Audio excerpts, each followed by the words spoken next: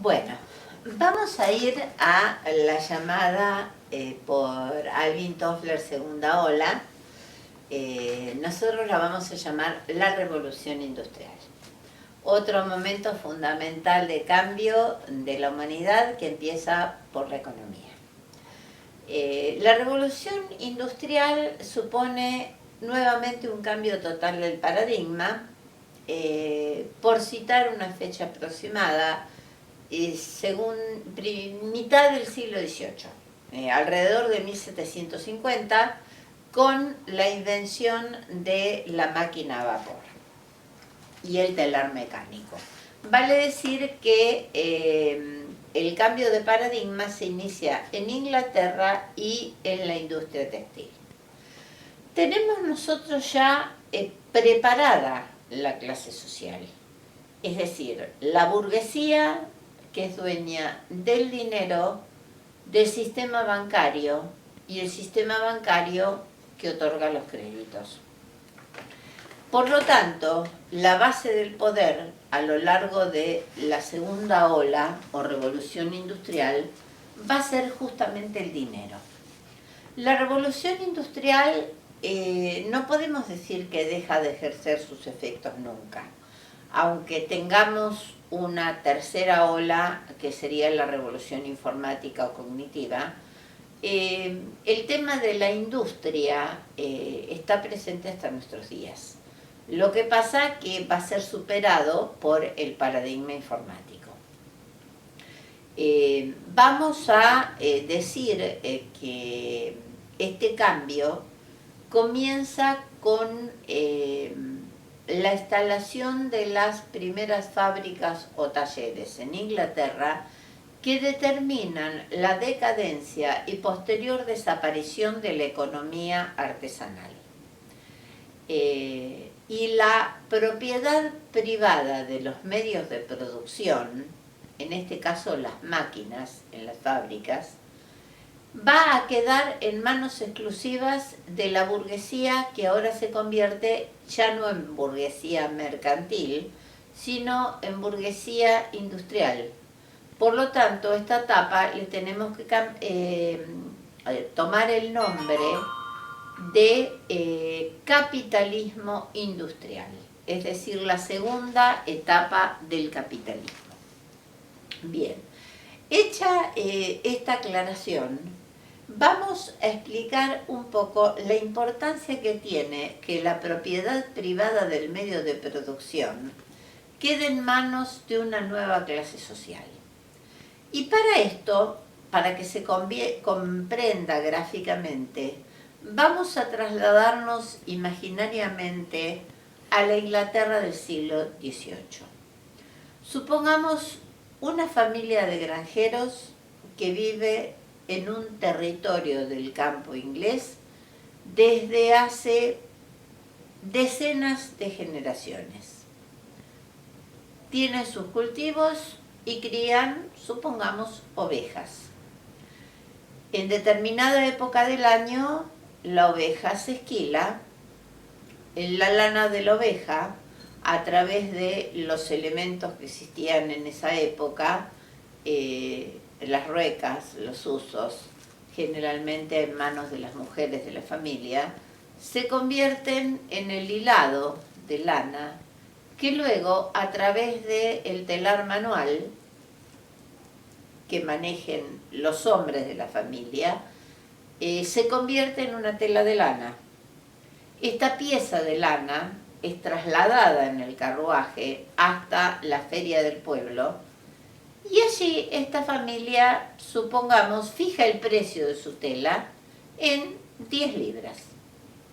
Vale decir que acá contó toda la mano de obra, los medios de producción, el tiempo de trabajo, y sobre esa base la familia calcula el precio de la tela que ofrece en el mercado del pueblo.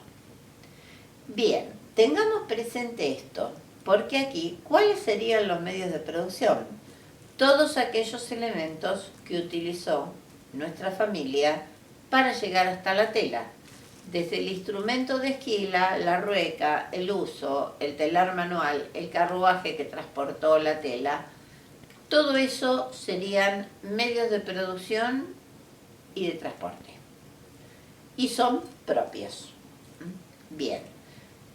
En cuanto al tiempo, el tiempo que se rige anterior a la revolución industrial es el llamado tiempo biológico, que está marcado por la naturaleza física del hombre unido al tiempo de luz que proporciona el sol. Es decir, el hombre se levanta al alba, realiza sus tareas, se toma sus tiempos para comer, se toma sus tiempos para descansar. Citemos obras de Millet o Van Gogh, donde muestran a los campesinos haciendo la siesta.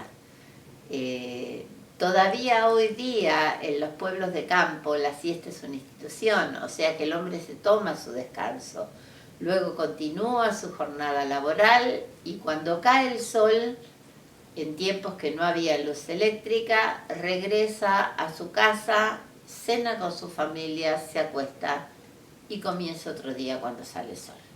Eso es el llamado tiempo biológico, que también se va a perder con la revolución industrial. Otro tema es también que los campesinos se convierten en arrendatarios de los capitalistas, con lo cual si al campesino le llega a fallar una cosecha o su producción y no puede pagar el arriendo, el capitalista le toma la tierra y el campesino se queda sin tierras. Es un caso que cita Marx en uno de sus libros de un famoso fracaso de una cosecha de papas en Inglaterra. Es decir, el campesino que no puede competir con la máquina porque no puede ofrecer ni la misma cantidad de producción ni el mismo precio que la máquina, se queda sin trabajo. El campesino que se quedó sin su campo porque le fracasó su cosecha y no pudo pagar el arriendo, su tierra es expropiada, se queda sin trabajo. ¿A dónde va a converger toda esta gran masa de desocupados? A las ciudades. Es decir, que en Inglaterra se produce una migración interna hacia las grandes ciudades que contaban con talleres y fábricas, como el caso de Londres, Manchester, Liverpool, por citar algunas. Bien, estas ciudades a lo mejor en pocos años triplican su población. Cuando llega una masa de desocupados a una ciudad, se produce lo que se llama déficit habitacional. La ciudad no está preparada para recibir semejante masa de habitantes. Por lo tanto, empieza la especulación con la vivienda y la vivienda precaria. En esta época, familias enteras vivían hacinadas en galpones, altillos, sótanos o a la intemperie directamente. Había algunos dueños de casas, de propiedades que se enriquecían sacándole lo poco que podían pagar estas familias y si no las echaban a la calle.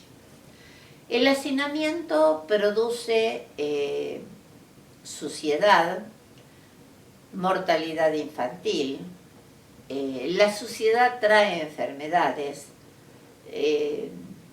la enfermedad típica de estos tiempos va a ser la tuberculosis. Aparte vamos a ver que también inciden las condiciones de insalubridad de las fábricas textiles, ya que los trabajadores no usaban ni siquiera mascarillas como luego van a usar más contemporáneamente. Y bien, ¿qué sucede cuando hay un exceso de mano de obra, de oferta, y una baja demanda? Por cuanto la máquina produce lo mismo que, pongámosle, 10 hombres y es manejada por uno solo.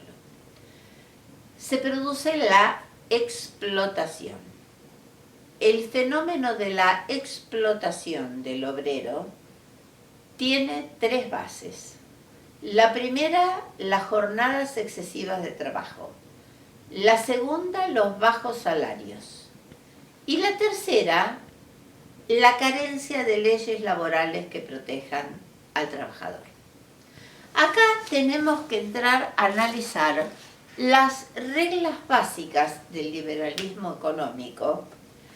Libertad de trabajo, libertad de competencia, que trae la libertad de enriquecimiento sin reglas, y la no intervención del Estado. Esto es fundamental. ¿En qué apoya el Estado a la revolución industrial? Y en algunos rubros, como puede ser las comunicaciones, la expansión de las vías férreas, surge aquí el vapor aplicado al transporte, tanto la máquina a vapor del tren como el barco a vapor, que es mucho más rápido obviamente que el barco a vela de antes. Inglaterra se convierte en la reina de los ferrocarriles y en la reina de los mares también. Bien, sigamos con el tema de la jornada excesiva. Acá tenemos el momento en que el tiempo biológico es sustituido por el tiempo mecánico. La fábrica no puede parar, entonces se aplica el reloj a la producción. Entonces, la jornada es excesiva porque un trabajador puede trabajar 12 horas o 15 horas, independientemente si es mujer, niño, adulto, y el trabajador se convierte en un elemento descartable. ¿Qué quiere decir?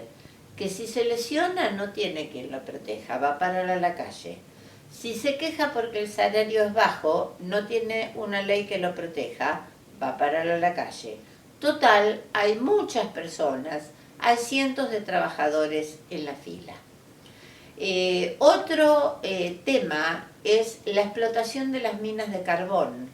Hay grabados de la época donde muestran niños, porque eran chiquitos y se podían meter más fácilmente en los socavones. Hay mujeres embarazadas cargando tachos de carbón. Es decir, que es el aspecto oscuro de la revolución industrial. Si bien trajo adelantos y trajo bienestar a la vida de la sociedad, no todos fueron igualmente partícipes de estos beneficios, si no, nunca hubieran surgido las ideas socialistas. Acá tenemos otro tema, ¿por qué surgen las ideas socialistas? Porque bien, el trabajador, que nunca deja de ser un ser pensante, a pesar de que después vamos a hablar de la alienación que menciona Marx, el trabajador empieza a tomar conciencia de clase y empieza a tomar conciencia de que necesita unirse para protegerse. Aclaremos que siempre hay ideólogos que a veces son intelectuales, o la mayoría de las veces son intelectuales, instituciones que se compadecen de la explotación y se van a formar dos etapas de socialismo. La primera, que se llama, quizás mal llamada socialismo utópico, porque muchas de estas formas se concretan, y luego el llamado socialismo científico de Carlos Marx. Dentro del socialismo utópico voy a rescatar a aquellos pensadores que tuvieron ideas que luego se pudieron concretar en la realidad. Bueno, en primer lugar el anarquismo, uno de cuyos representantes fue Bakunin. El anarquismo, que fue muy fuerte durante muchas décadas, consistía en la destrucción del aparato estatal. An, prefijo griego que significa negación o sin, arcos, gobierno, sin Estado. ¿Cuál era la falla del anarquismo? Que buscaba destruir el sistema, pero no propuso ninguna solución coherente o aplicable una vez que desapareciera el Estado como sistema. Otro es el cooperativismo de Owen, que sí es una realidad hasta nuestros días. si bien la gente no iba a dejar voluntariamente lo que poseía en esa época para formar cooperativas, más adelante vemos que sí las cooperativas funcionaron. O sea, las cooperativas se armaron con socios, cooperativas agrarias que compraban la maquinaria, cooperativas de crédito, cooperativas que hoy día se forman sobre todo en zonas agrarias para brindar luz, servicios a zonas de campo. Es decir que otra forma del cooperativismo puede ser en la actualidad cuando un grupo de empleadores realiza un vaciamiento y un escape, que hubo un tiempo que era muy común el vaciamiento de las empresas y la fuga de los propietarios, y los trabajadores buscaban defender su fuente de trabajo y formaban cooperativas de trabajo y se hacían cargo de la empresa. O sea que el cooperativismo sigue siendo una realidad. El sindicalismo, palabra mayor, o sea, en el sindicalismo los trabajadores se agruparon por profesión. Emplearon como medio tradicional de protesta la huelga, la marcha, la protesta pacífica o a veces reprimida y que se convertía en escenas violentas, pero fundaron los sindicatos. Los sindicatos luego se agruparon en centrales obreras y doblaron la mano de los gobiernos para que transgreda la regla tradicional del liberalismo de no intervenir en la economía, y dictaron leyes laborales. Aunque parezca mentira, algunas de las leyes laborales importantes las dictó la reina Victoria de Inglaterra, allá en la segunda mitad del siglo XIX. Y una de las conquistas importantes fue la jornada laboral de 8 horas, porque se entiende que el hombre necesita dividir su día, sus 24 horas, en 3 partes para tener una vida sana. O sea, 8 horas para el trabajo, 8 horas para el descanso y 8 horas para el estudio o el esparcimiento o compartir el tiempo con su familia. En cuanto a la alienación del trabajador a la que alude Marx, la tenemos plasmada en la película Tiempos Modernos de Charles Chaplin,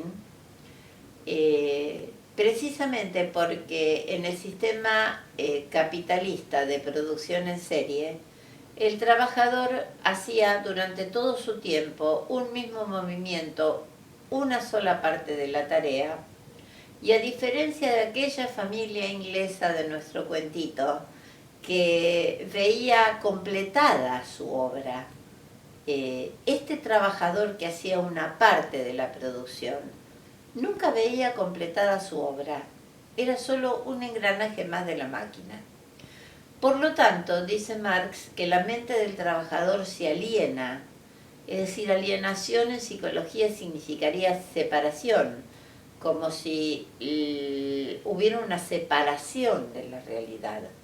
El trabajador no tiene un margen por el cansancio físico para perfeccionarse intelectualmente, para estudiar, sin querer se va embruteciendo y mecanizando. Y lo vemos en la película de Charles Chaplin, cómo el trabajador sale de la fábrica en tiempos modernos haciendo el mismo inconsciente movimiento que realizaba en la fábrica. Es toda una denuncia esa película. Bien, decíamos que el socialismo científico recién lo plantea la obra de Carlos Marx. La obra de Carlos Marx, llamada El Capital, en realidad es la crítica a la economía política. Y el fundador de la economía política, podríamos decir que el nombre más importante fue Adam Smith, en su obra Ensayo sobre la riqueza de las naciones.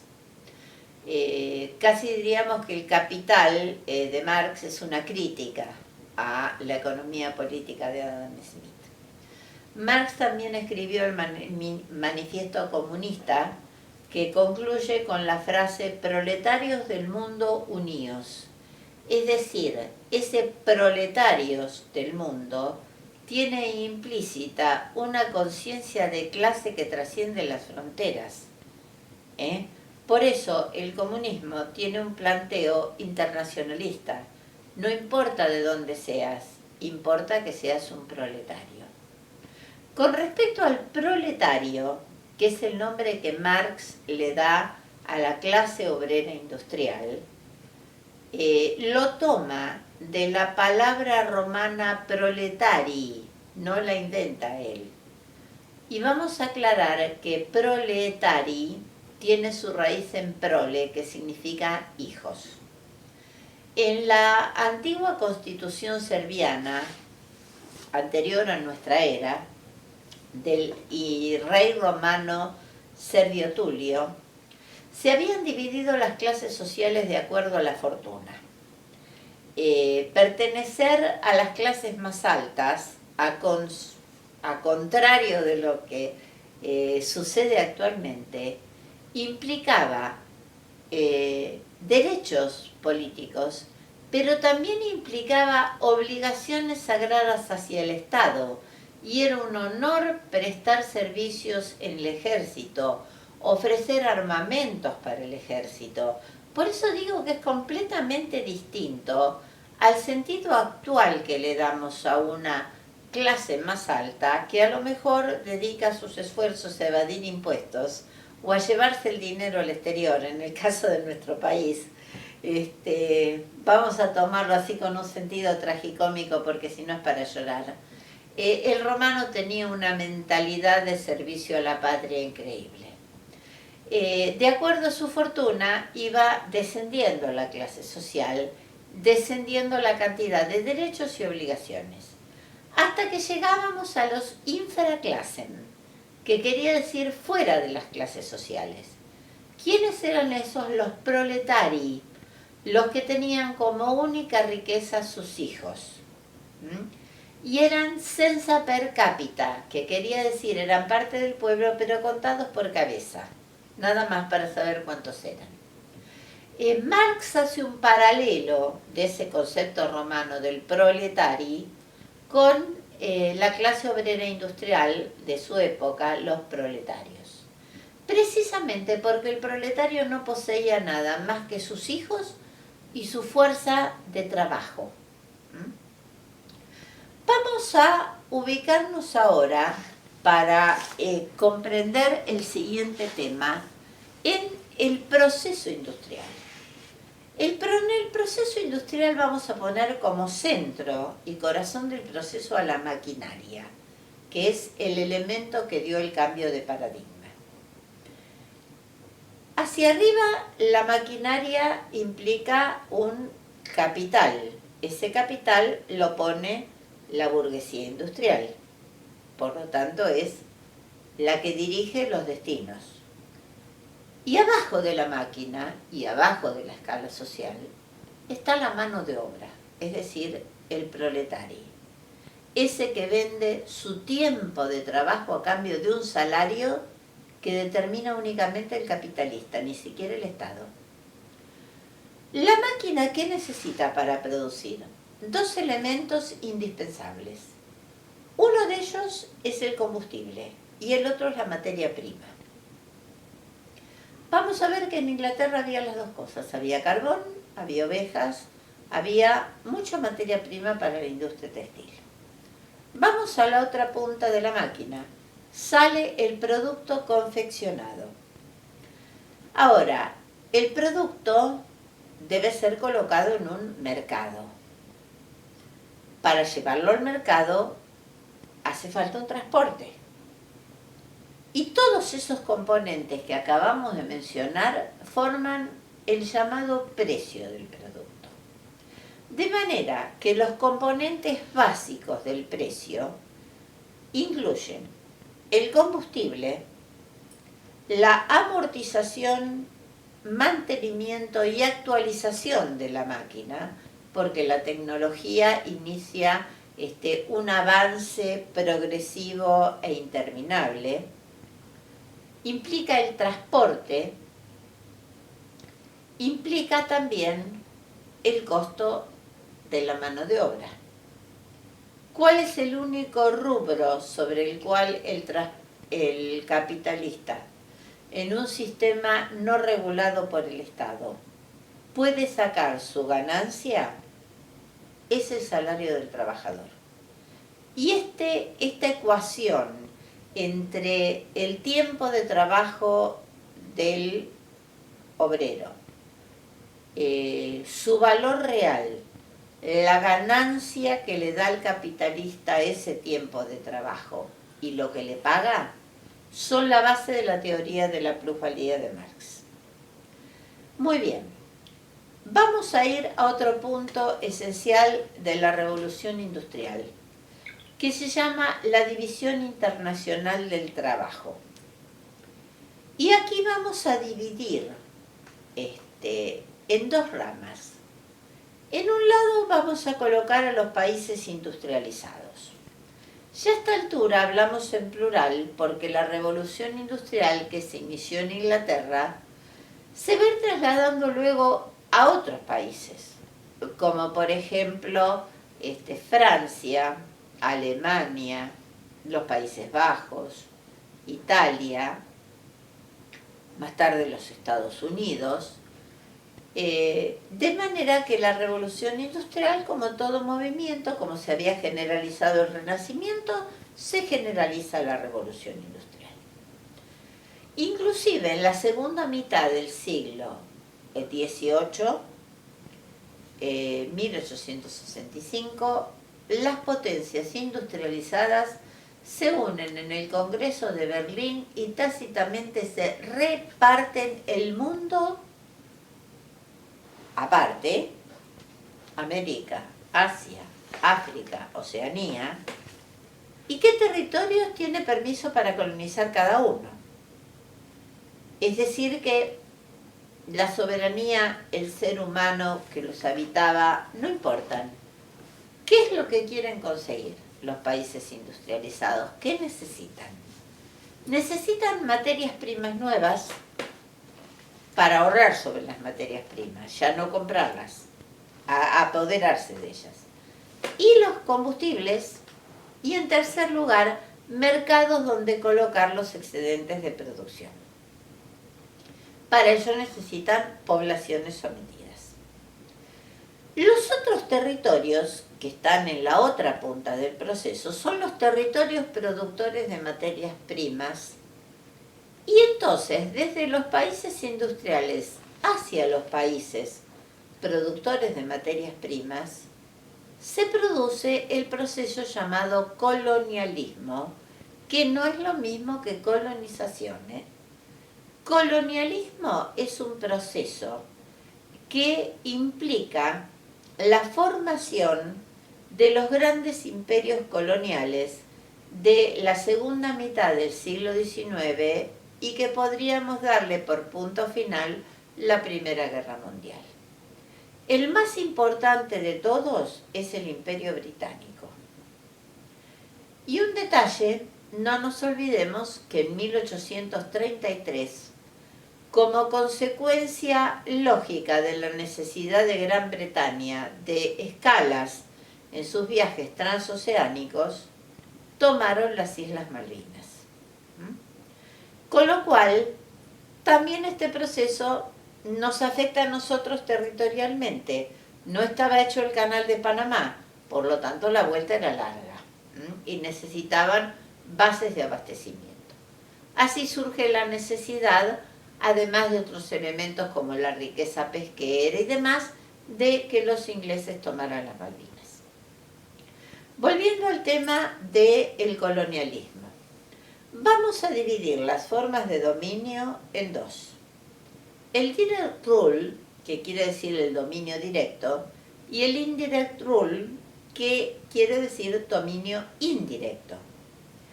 El direct rule es muy simple.